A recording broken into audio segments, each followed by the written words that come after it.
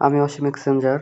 তো আজকে আমি আলোচনা করব বাংলাদেশ থেকে ইন্ডিয়াতে কিভাবে টাকা পাঠাবেন অথবা ইন্ডিয়া থেকে বাংলাদেশে কিভাবে টাকা পাঠাবেন। তো অনেকেই প্রতারণার শিকার হয়েছেন।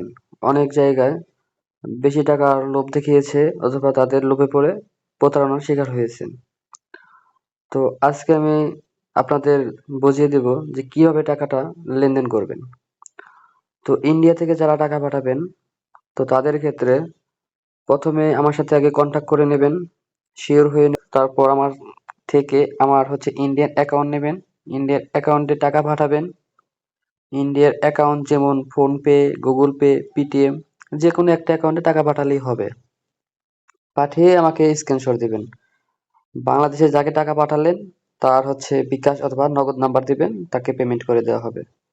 তো এখানে দেখতেই পাচ্ছেন এই আপুটা ইন্ডিয়ান, সে প্রথমে আমার থেকে অ্যাকাউন্ট নেয়, ইন্ডিয়ান অ্যাকাউন্ট নেয়, তারপর টাকা পাঠায়, স্ক্রিনশট দেয় এবং তার দেওয়া বিকাশ নম্বরে টাকা পাঠিয়ে দিই। বিকাশ নম্বরটা হাইড করে দিয়েছি।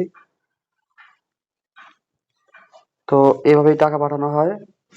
যারা বাংলাদেশ থেকে ইন্ডিয়া পাঠাবেন তো তাদের জন্য আমার বিকাশ নাম্বারে প্রথমে টাকা পাঠাবেন, তারপর ইন্ডিয়াতে যাকে টাকা পাঠাবেন তার অ্যাকাউন্ট নাম্বার আমাকে দিবেন, তারপর পেমেন্ট করে দেওয়া হবে।